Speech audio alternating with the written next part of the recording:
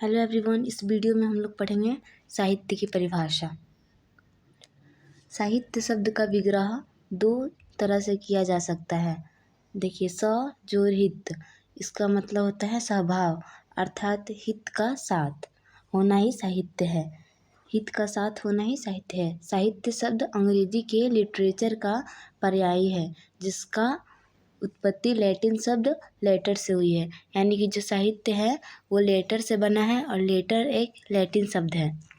साहित्य का स्वरूप, भाषा के माध्यम से अपने अंतरंग की अनुभूति अभिव्यक्ति कराने वाली ललित कला काव्य अथवा साहित्य कहलाती है। जैसे चित्रकला, नृत्य, शिल्पकला, वास्तुकला, संगीत आदि। किंतु आधुनिक धारणाओं के साथ ललित कला में अपेक्षित सौंदर्य भाव, रमणीयता का भाव धीरे धीरे लुप्त हो रहा है। साहित्य शब्द का प्रयोग 7-8वीं शताब्दी से मिलता है। इससे पूर्व साहित्य शब्द के लिए काव्य शब्द का प्रयोग होता था। भाषा विज्ञान का यह नियम है कि जब एक ही अर्थ में दो शब्दों का प्रयोग होता है तो उनमें से एक अर्थ संकुचित या परिवर्तित होता है। देखिए, काव्य और साहित्य का एक ही तरह से प्रयोग होने लगा था, तो भाषा विज्ञान का ये नियम है कि दो शब्द को एक ही तरह से प्रयोग नहीं कर सकते हैं, उसमें से एक को परिवर्तित होना पड़ेगा। तो इसकी वजह से काव्य को परिवर्तित कर दिया गया था। संस्कृत में जब एक ही अर्थ में साहित्य और काव्य शब्द का प्रयोग होने लगा तो धीरे धीरे काव्य शब्द का अर्थ संकुचित होने लगा।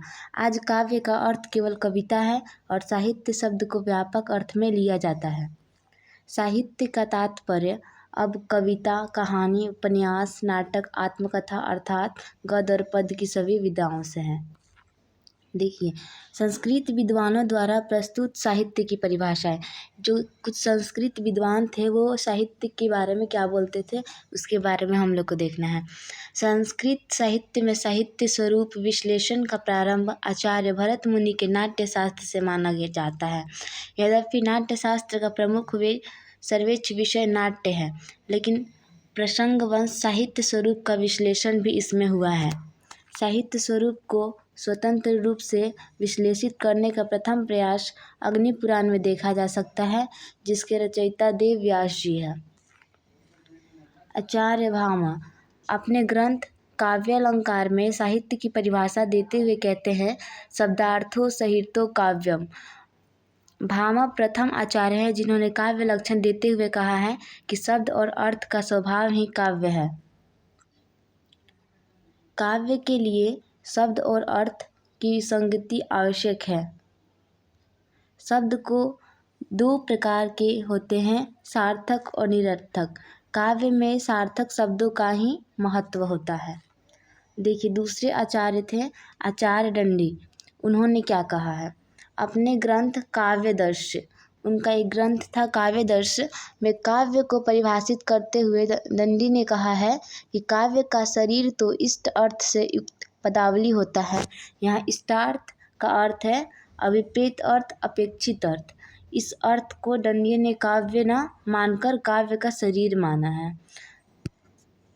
दंडी ने इस मत पर भी आक्षेप लेते हुए कहा है कि दंडी ने यहाँ काव्य के शरीर के बारे में बताया है, मात्र आत्मा के संबंध में नहीं। शरीर त्वय इष्टार्थ व्यावच्छिन्न पदावली। देखिए, तीसरे आचार्य हुए आचार्य विश्वनाथ। उन्हें एक वाक्य दिया था, वाक्यम रसात्मकम काव्यम अथवा वाक्य रसात्मके काव्य। आचार्य विश्वनाथ अपने ग्रंथ साहित्य दर्पण में कहते हैं, रसयुक्त वाक्य ही काव्य है। यहाँ काव्य का तात्पर्य उन शब्दों से है जो अर्थयुक्त हो, अर्थात सार्थक शब्द ही से वाक्य बनते हैं। उनके रसात्मक शब्द में काव्य की अनुभूति है। आचार्य मम्मट कहते हैं, तच्छो सो शब्दार्थो सगुणमाल कृति पुनः क्यापि।